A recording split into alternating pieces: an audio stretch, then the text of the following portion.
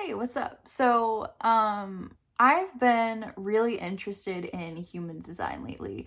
I know that there are a lot of controversial opinions about it, but for me personally, ever since I found out my own energy type, I have been I feel like my life has been saved. And honestly, looking back at the patterns of my life, I've been kind of figuring out a little bit more what that means for me and how to act within design.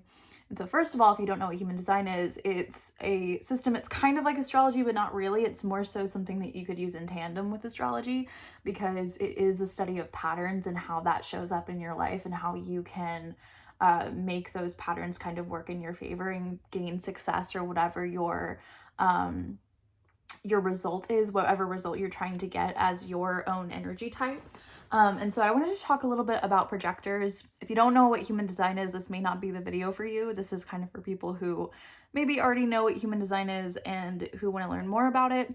I personally am a projector, and we're just going to be talking today specifically about projectors and what my personal story is with that. I posted something on Twitter and a couple people were asking what my personal story was, and I said I'm gonna wait for the invitation to share my story because I don't want to just share it and nobody give a shit. But a couple people did say that they would be interested in hearing it, and it kind of got me thinking. And I think either way, it's just interesting, and I think it's fun to talk about, and why not? I'm kind of bored anyway. So I wanted to talk about my personal journey with human design, also how I have noticed the patterns in my own life working out as a projector. So if you're a projector, I'm going to explain just a little bit about what projectors are, what we're here to do, and then I'll jump into my own examples of throughout my life, what I have seen and noticed with human design and how that has actually helped me now and how it's helping me currently. So I was going to make this a Twitter thread, and I was like, this is way too long. It's so much easier to just do a video. So first thing, what I've learned about projector energy types, projectors are non-energy types, which means that we do not have an abundance of energy to give. Also, I've got notes down here, so if you see me looking down, that's why.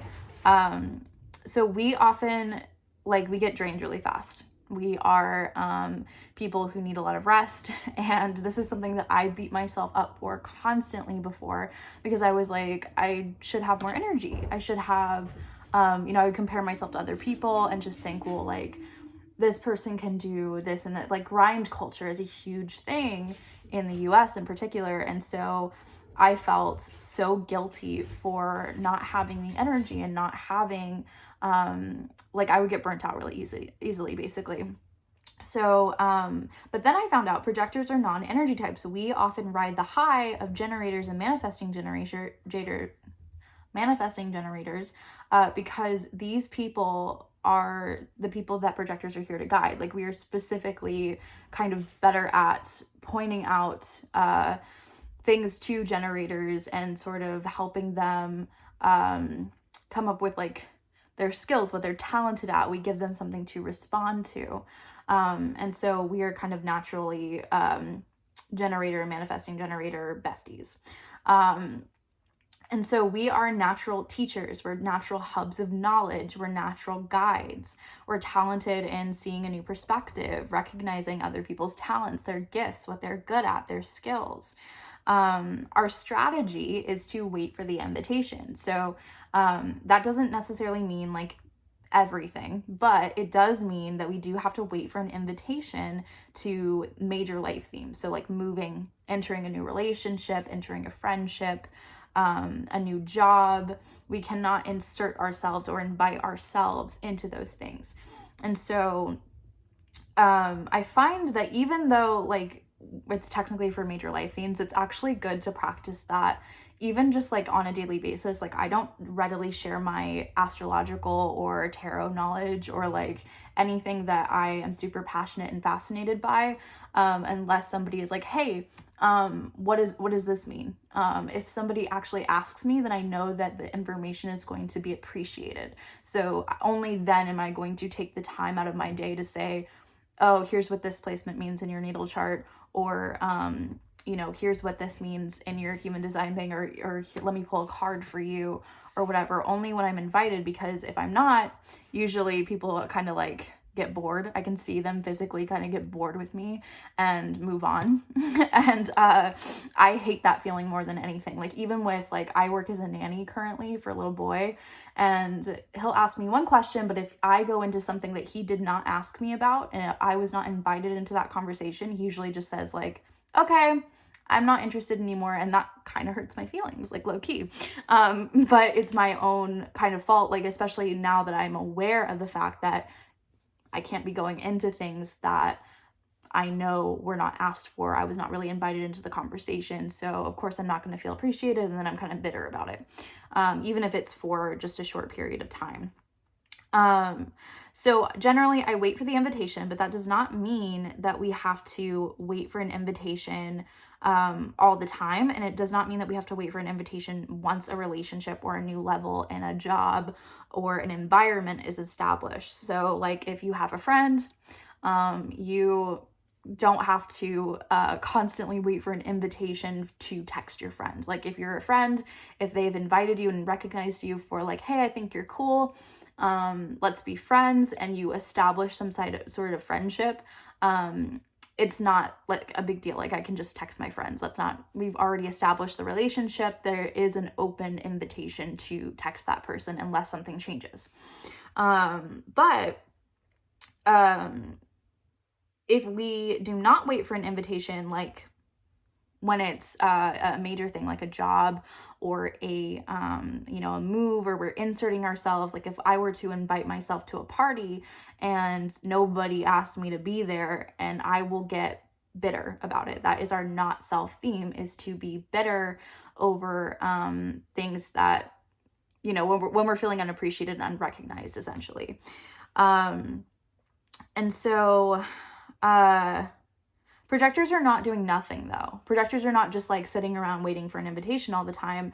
While we are in this waiting period, we are mastering our craft. So if I am not booking readings at the moment and people are not, asking me for services or paying me for tarot or astrology, then I am in that time studying up. I am learning more about my craft. I'm getting better at it. I'm mastering it until an invitation is ready to find me.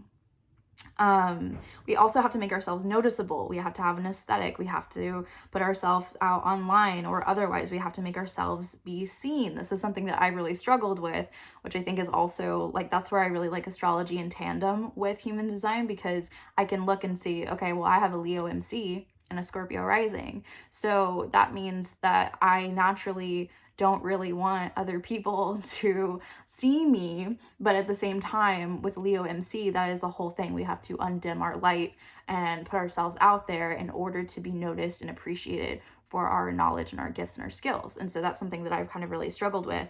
But that's something that I'm here to learn as a projector, is to put myself out there so I can be recognized, invited. And then our end goal for a projector is success. So like every energy type has something different. Like, I think for generators it's satisfaction.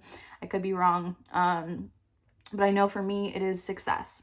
You know that you're on the right path and that you are working and operating within design when you reach success. So success for me, you have to define what success looks like for you.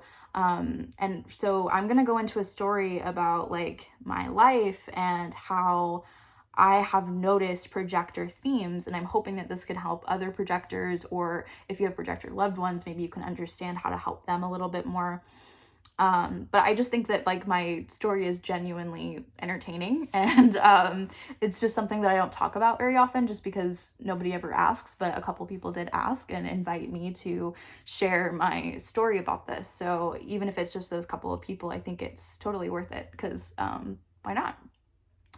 So my story with my own patterns that I've recognized, when I was 13, I started working in community theater, which led to a 5-year career in theater. I was a professional stage manager. A stage manager, just so that you know, it is the hub of knowledge, which I think is why I did so well at that job, because projectors are a hub of knowledge. and I was, stage managers, basically, they are the main communication hub. They talk to the actors, they relay messages from the director to the actors, from the designers to the director, from the producer to the directors and designers, and so on. So I was constantly emailing, I was responsible for scheduling, I was responsible for the safety and health needs of cast members and directors, making sure that things are coordinated. I was responsible for adults, and I was a child. I started at 13 and I stopped stage managing when I was about 18, about to turn 19. And so this entire time I was a child and a teenager responsible for people who were 10, 20, 30, 40, 50 years older than me. And this was a very strange thing. Like, it's not typical that you find a young person in charge like that and in such a prestigious position. And I did get paid very well.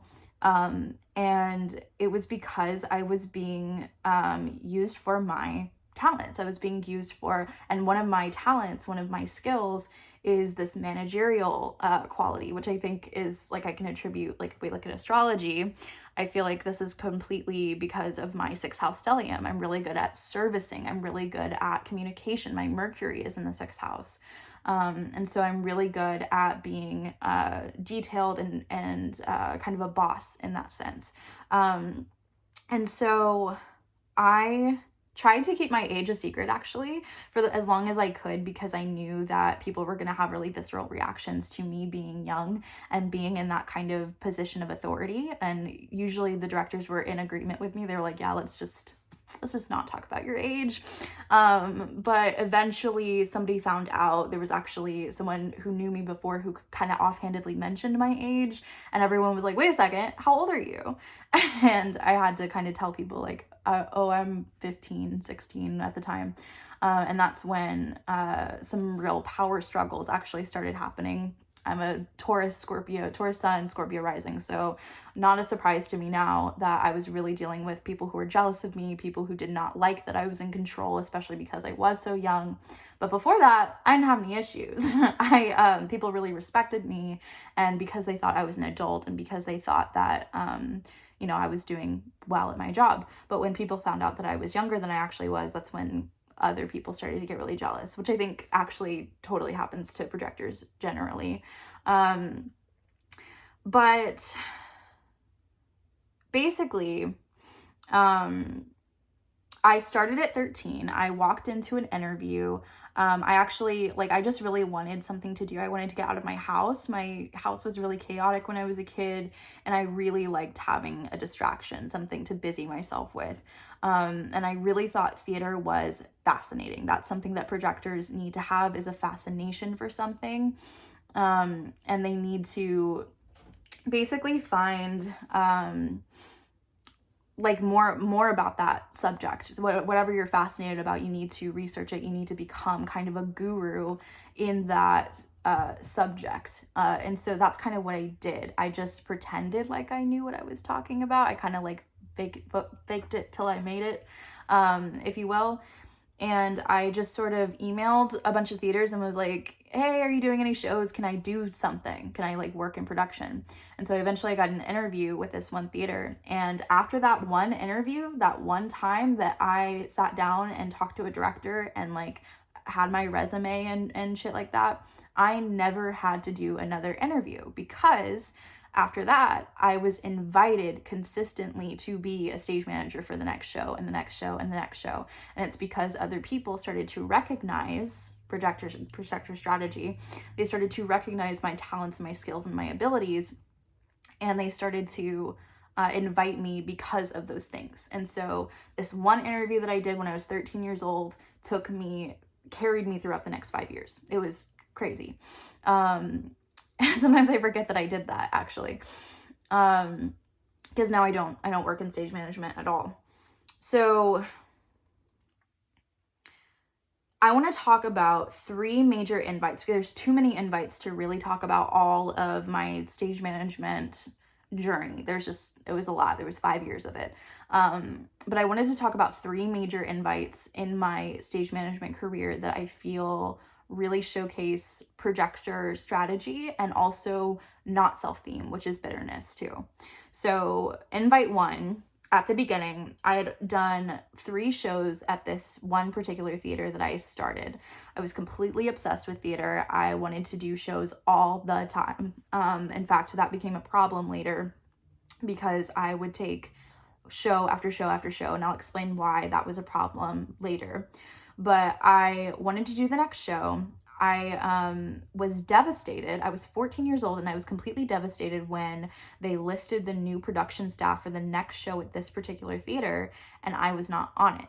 They had picked a completely different stage manager to do this show, and I was really like sad about it. I was really bummed out because I really thought that, I felt unappreciated. I felt like I've been doing so great and I just did these last 3 shows at this theater, and like I wanted to do more. And so I felt like maybe the invites would stop coming. And so the bitterness and the doubt and the feeling unappreciated started to come in. I remember I was like crying about it. I was 14, I was a baby.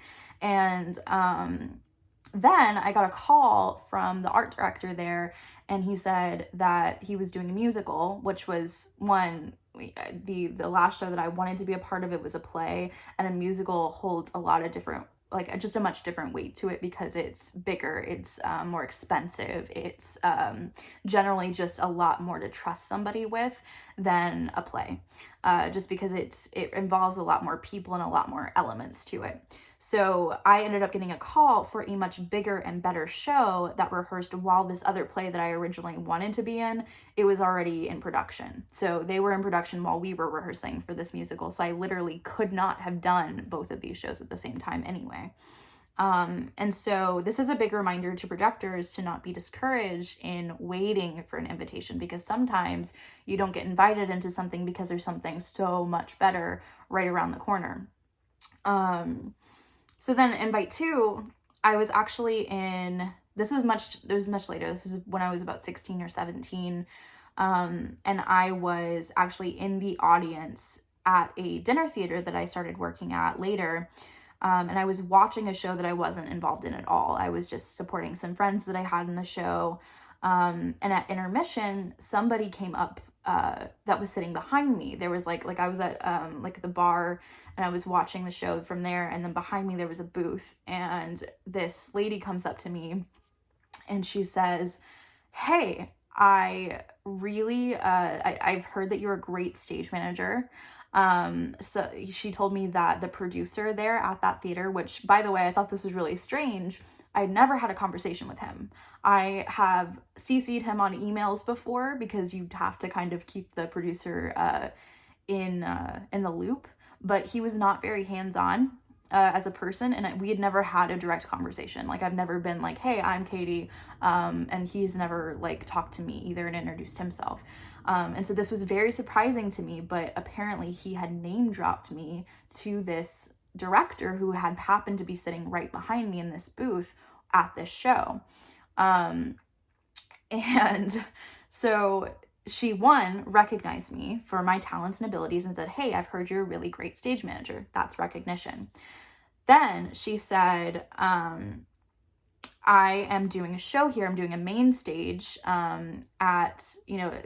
it was like later in the year, it was like maybe a month after I was seeing this show." And she said that she was looking for a stage manager, that she really needed somebody on it, and invited me to be on this show. So I got my recognition and then I got my invite. And so technically I'm an emotional authority projector. So that means that whenever I am deciding on whether or not to accept an invitation, I need to check in with my emotions, how I feel. I need to be in a neutral space, not super, super happy and excited, but not super, super pessimistic about something either. I need to be kind of neutral, in a neutral space to really know whether or not I want to accept something. I didn't know that at the time, and I kind of wish that I had, because I feel like I would have maybe declined a lot more invites if that had been the case, and that becomes a problem later, as you will see. But I ended up accepting the invite on the spot, and I was in this is something that I want to give a lot of credit here to Jade on Twitter. and on Instagram and stuff, because this is where I have been getting a lot of my filler knowledge. I already knew about projectors, and I already knew about my strategy and my authority and what that meant for me. But the information and like the details that she's been putting out have really helped me sort of understand this a little bit more, and I've been keeping up with her knowledge. So I wanted to give her credit. But something that she was talking about in particular was your mindset and how scarcity kind of creeps in and how that creates your environment, because I was operating from a space of scarcity, taking every show possible, fearing that if I stopped taking a show, no one would invite me into a show again. And then once again, this became an issue later, and we'll talk about it when we get there. So overall, though, this was a good example of success because I was appreciated throughout the entire production. I was even given an applause. There was like, I think this was like a week or two into rehearsals, and I was just doing my thing, you know, being a stage manager, you know, doing all of the normal stage management duties. And I think I really surprised the director, because once she found out my age, she was like, oh, okay, you're like 16. You know, I think like after she found out who I was and a little bit more about me, she kind of underestimated me a little bit. So when I started coming to rehearsals and doing my thing and actually doing what was promised, my actual like showcasing my talents and my skills, I was recognized once again and actually given a round of applause from the cast and the production crew, because they were like, she's doing so great and she's so young. And she even offered me a letter of recommendation if I ever needed one right there, like in front of everybody. It was a little weird. But I was, this was a very good sign for me that I was on the right path, because I was being recognized, I was being appreciated, I was being paid for my services and my skills. I was, invited into this space. It wasn't like I infiltrated it on my own. In fact, I never really did that, because I knew that well, one, I'm just like not like that. I'm not really like a pushy person generally. I don't like to be somewhere where I'm not wanted, and so I always did wait for an invitation, and so that's why I think I was so successful in stage management, because I literally just did the damn thing, and then people consistently invited me to do it again. And so invite 3, my senior year of high school, I stopped doing outside productions because I was really burnt out. Once again, we'll get to it in a minute. But I would, so my senior year, I was in a program at our school. We were the performing arts high school of our district, and so I was in like a special program. It sounds a lot more prestigious than it is, but it was still a thing, like where I had to, in order to continue going to that school and in order to continue getting bus service to that school, I had to be in every show that I could be in, unless it was like a class show. Like, you know, if I was a senior, I couldn't be in the sophomore show, because why? But like for all the main stages, all of that, I had to be a part of it some way, somehow. And so my senior year, I was involved in a couple shows, but none of them, I wasn't stage managing any of them. And I was really kind of bitter about it. Like, I remember kind of being like, did I do something wrong? Like, everyone here knows that I like stage manage professionally. And so I was kind of bitter about it. I was very bitter about the fact that I was kind of like not given any opportunity to show off my skills and, you know, what I could do. And other people who were not very experienced were put in these positions in a stage management role where I felt like I could have done better. And so I was very bitter. That was one example where I feel like that's where I was not feeling appreciated and I was not being recognized for my talents and my gifts. Now, it was a little weird because I didn't really try to push my way into it either. But I also wasn't being invited. And so I felt very like, is there something wrong with me? And so it kind of turned into this self-esteem issue. But then I want to talk about why taking all of these invitations was an issue. Okay. So those were my invites. Those were like the 3 most significant that I feel like really showed off like where I was having an example of success and where I was being appreciated and valued and loved in my work and properly paid.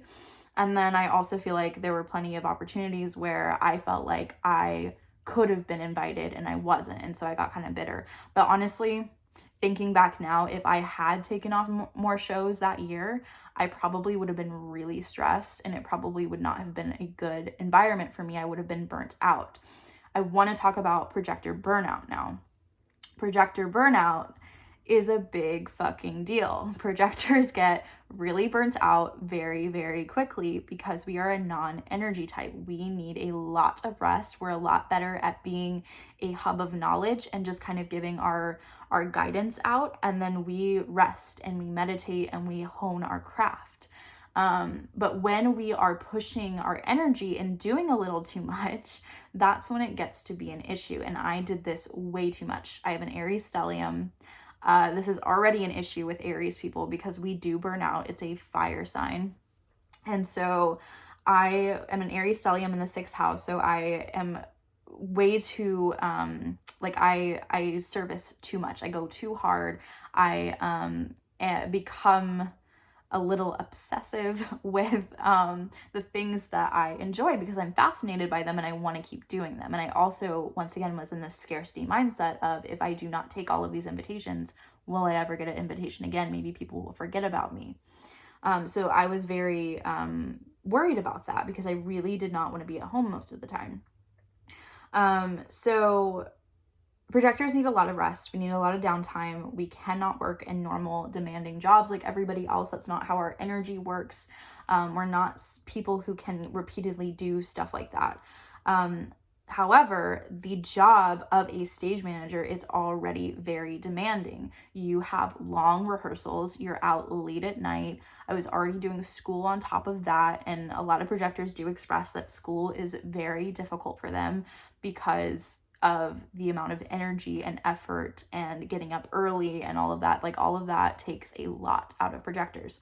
And so on top of that, I was doing all of these shows and I was getting very burnt out. And so so once again, high stress work already. And it was even more stressful for me because one, I was terrified of looking like a child because I was a child and I did not want to come across as immature or unprepared. And so I was super hard on myself. I was very, very detailed. I had everything mapped out. I was never late. If I was late, I would cry about it. I held myself to impossible standards. I was working way beyond what I should have been at that age. It was a very stressful job, especially because stage managers are often responsible for thousands of dollars of equipment, people's health and safety sometimes, depends on what show you're doing, but sometimes you have to call cues that can be potentially dangerous if you do not do them the right way. You're responsible for everything. I mean, I've heard so many horror stories about stage management where somebody has gotten hurt in the cast due to like sword fighting on stage or pyrotechnics or fly rail system stuff. It can be very dangerous if you're not properly prepared and if people are not being safe and they're goofing off and so I took my job very seriously, and it was even more stressful because I was a child and because I had a lot of other things going on. I had a very stressful home environment, and then on top of that I was in very difficult classes, and it got to the point where my junior year of high school, it got really bad. I ended up doing 3 shows at once my second semester of my junior year.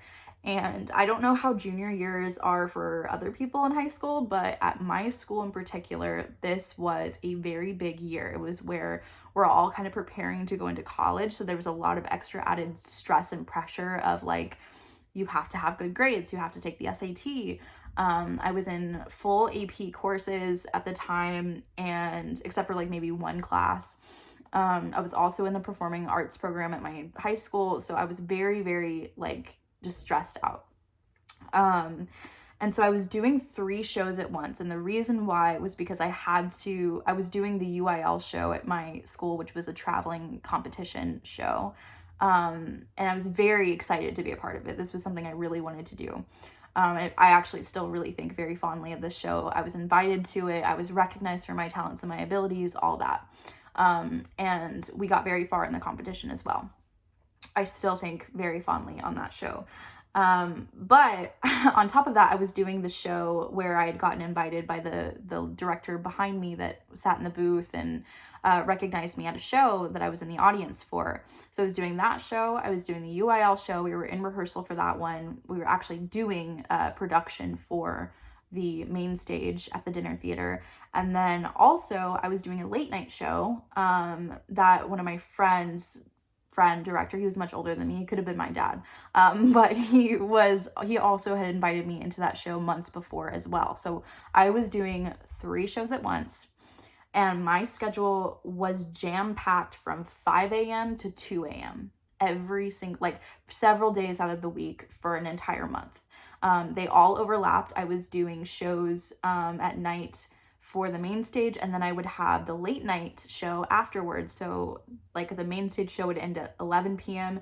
and then I would do the late night show until like 1 or 2 in the morning, and I would have to clean up afterwards too.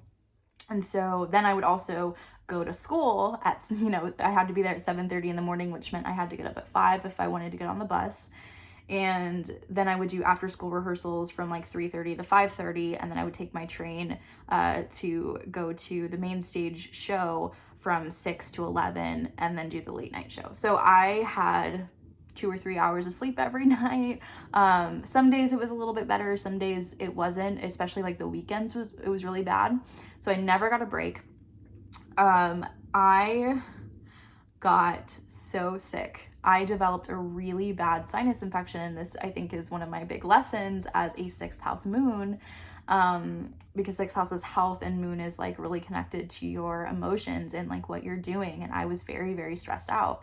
And so during this month where I was doing these 3 shows at once, I developed a really, really bad sinus infection that did not go away until months afterwards. Like it was really bad for that month that I was doing them. And then after the shows kind of like petered out, I still had really bad drainage. I still didn't get completely better until like the summer, really. Like I still had residual stuff from that afterwards.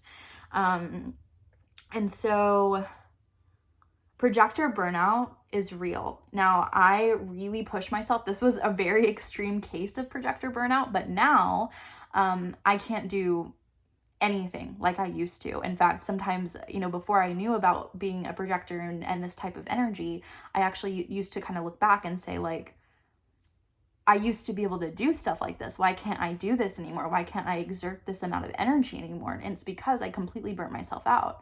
I can never do that kind of work again because I am burnt out and a little bitter about that whole situation. I'm bitter at the fact that I was allowed at that age to stage manage adults and to be responsible for so much. I was responsible for way too much. And so I do have a lot of bitterness, and I also experience a lot of like trigger warning sexual assault and stuff within that space by several of the adults that I worked with. And so it was a really, really intense situation. I still am not fully recovered from it, if I'm being honest. I stopped in college. I actually got invited. And I got a full ride scholarship to a school in Chicago to be a stage manager and to major in stage management there. And I actually quit after the first year because I was, one, really kind of traumatized from my own sexual assault. And then also I was so burnt out. I was so over it by the time I got there that I was just like, I've already done this. I don't need to be in this student position where I'm learning about stage management. I had already mastered this craft and I was completely burnt out by it, and I wanted to move on. I was very just disinterested in it, and I had a really bad taste in my mouth because of everything that had happened and because of how much I had exerted myself and how much I had been sort of taken advantage of in a lot of ways. So I was very tired. I was angry. I was sick. I stopped doing shows altogether. I ended up transitioning into spirituality, actually. And that's, I actually grew up with a mom. She started getting into like law of attraction and like Like I feel like that was kind of the gateway. We're kind of different with our manifestation, because now that we know a little bit more about astrology and cycles and human design and how our energy works and stuff like that, it's not so much that we're like hardcore manifestors, law of attraction, white spiritualists anymore. But at one point that was kind of like the gateway into spirituality. So when I was like 14, 15, maybe even a little bit before that, my mom started really getting into law of attraction stuff. And so I got into astrology around that time too. And I was actually following Jade and stuff like from that point when I was 15. And I was constantly like thinking about astrology and doing astrology like with cast members. Like people would always ask me like what their sign meant and stuff. And so I got really into that. I started getting into tarot. And actually, I feel like my personal skills, what I'm really, really good at is tarot and scrying, where you use a crystal ball. So those are like my main talents. Now, something that I know Tarot by Bronx talks about in particular is like projectors having like their bag of tricks. They have like their skills that they can pull out, and like they have lots of different skills. So even though my main skill as a teenager was this managerial position, stage management, that ended up branching off into a lot of different things. So stage management encompasses communication. It talks about details. It's being able to be charismatic and really care about other people, interpersonal skills. It's knowing how to command a room, because you are the boss. And so now, working with, doing tarot and spiritual, having my own spiritual business and things like that, whenever I do readings, I'm really good at like the booking side of it and making sure that I get my deadlines, and I'm really good at communicating with people. I'm really great at talking to people, having conversations, being assertive about what I mean. And then I actually ended up getting into nannying and taking care of kids. And now all of those stage management skills also help me with this nannying job, where I have to be a boss or an authoritative figure in this kid's life. And so, I'm good at setting boundaries. I'm good at, I'm good at play. I'm good at initiating things with him. I'm really good at just being a trustworthy, reliable person. And that really shows through because of all of the things that I've developed as a stage manager. And so even though I was burnt out, it wasn't for nothing. I do have a lot of the things that I took with me from that into a lot of my other jobs and other areas of my life. And so when I something else about like the bag of tricks or whatever, I feel like we often are recognized for one thing and then maybe we get invited into another thing. So if I am being recognized for, oh hey, I remember you from XYZ, I remember how good you were at stage management, I know that you do astrology too, would you ever want to read my chart? What can I pay you for a service? That would be like an example of being able to get an invite into something else because of something you've already done. That's something that projectors are really good at. They get recognized for shit that they have already put out into the world, they've already done, and maybe that helps them in another area of life. I also have had really a lot of success in just mundane things in life. So like moving into this apartment. So something about me, you'll have to look at your own human design chart, but I am a specific manifester. I think it's the right side, it's the bottom right arrow on your chart. If that arrow is pointing right, then you're a non-specific manifester. If it's pointing to the left, you are a specific manifester. For me, it's pointing to the left. I'm a specific manifester, and I will write down dead ass like exactly the address. Like for this apartment that I'm living in right now, I wrote down the exact address that I wanted to live at. I said I want to live here and I want to live with these people, and that is exactly what happened. And I did get invited to tour this place. I did not insert myself. I actually got a text message from somebody who was showing the property, and then I got invited to come see it. And then after that, I was invited to apply because I liked the space. It's kind of implied if you're touring the space and you get invited to come, then it's sort of implied that you also are invited to apply somewhere. So I applied for this apartment, and I remember writing very specifically, I want this apartment. And that's something about specific manifestors. The more specific you are, the easier it is to kind of bring that manifestation in. Now I know in some people's cases they say like, I want a 2-bedroom, I want a deck, I want a balcony, or I want parking or whatever. But for me, I saw this place and immediately knew like I wanted to live here.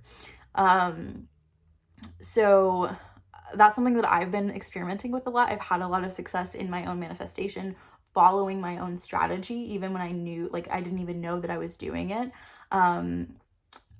I also have had a lot of success with the whole invitation part of being invited into relationships. I've never initiated a relationship. I will put and that's just kind of the person that I am anyway. I'm kind of passive when it comes to like, I like you, because I'm not very forthcoming with my emotions. I'm a Scorpio rising. I don't want you to know how I feel about you. But I will put myself out there. I'll make myself look the best. I will, exhibit the qualities that I would in a relationship towards the person that I like. And so when they recognize me and they ask me into a relationship, that is them inviting me. And I remember my junior year of high school, I got into a very serious relationship that lasted 3 years into my adulthood even. And I liked this dude for like 6 months, and he did not notice. He was so in his own world. I think he was just kind of a late bloomer like that, men in particular just dumb like that. No offense, but I liked him for a full 6 months. I never was pushy about it. I never tried to in fact, actually, there was one time that I did invite him to come hang out with me, but he happened to be busy that day. And so that didn't ever happen. So after that, I just stopped. I just didn't. In fact, it wasn't until I kind of like lost interest that he was like, hey, do you want to go get coffee with me? And like, he invited me on a date basically.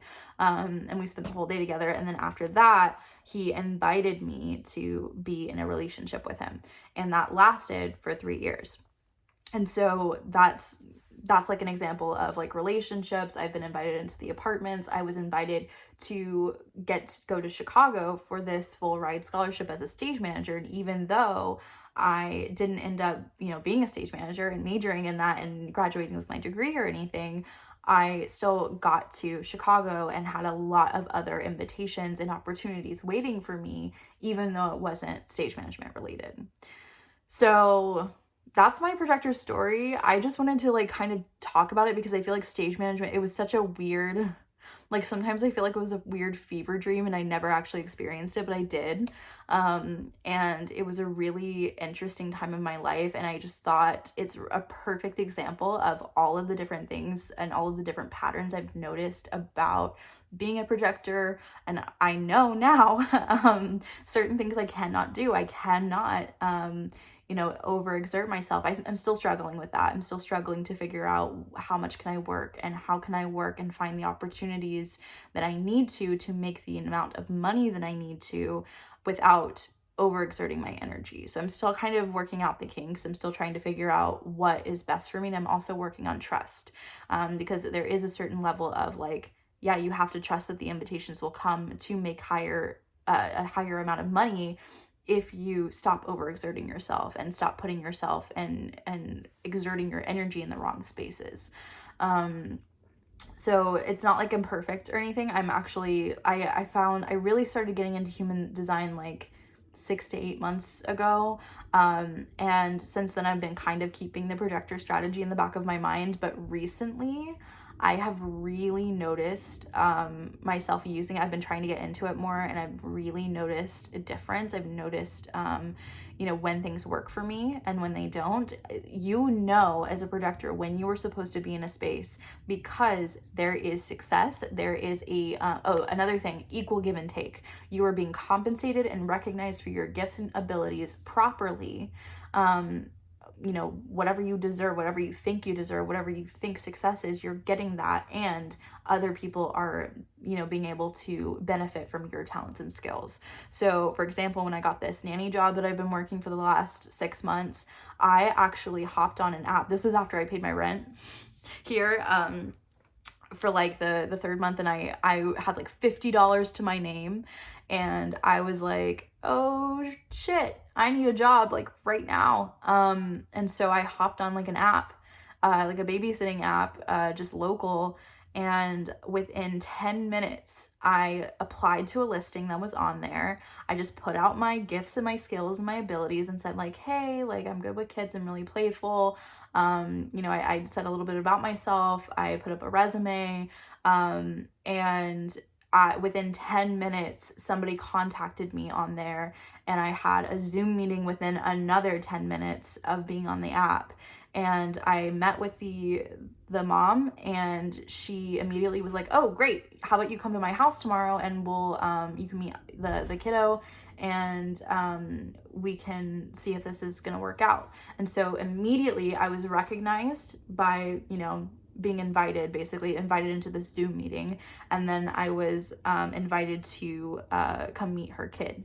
And since then, I have had a job for 6 months, and it's been a great experience. They feed me, they take care of me, they often drive me home if it's late at night. They've offered up their house for me to stay at multiple times if I've needed it. They have been just so kind. They're kind of like a second family away from home. And it's because I did not infiltrate their space. I waited for the invitation, and you will find that when you wait for the invitation and you accept it, the ones that are right for you based on your own authority, whether it's splenic or emotional, you will find that you find success, whatever that means to you. For me, success at that point was paying my bills, making sure that I don't just have $50 to my name, and that I could make next month's rent. And I have consistently made that because of this job since then. And in the process, I've gained so much. I've gained basically another family. And so this is what you get when you start to redefine your success, when you start to recognize your own abilities. That's something I've really been working on lately too. Projectors have to recognize their own skills, their own abilities to be successful, because if you're not recognizing yourself, how the fuck is anybody else going to recognize you, right? So, the more that I've been able to say, like, you know what, I am playful, I'm a great babysitter, I care a lot, I'm a great person to have around, that is when other people start to recognize those things about me too, and they constantly tell me she's amazing, we love her. I've been referred from this job into other people's homes and been invited because of this family to have more opportunities. So that's something that I've been learning about. It's something that I've been exploring more. I hope that if any projectors made it to the end, I hope it helped you. I'm gonna go ahead and get off now because I didn't mean for this to be so long, but that's the nature of it. I encourage you to go look up your human design stuff. I'll post like a link or something for you to go like look at your own chart and figure out what you are. Not everybody is a projector. In fact, I think it only makes up like 30% of the population or something.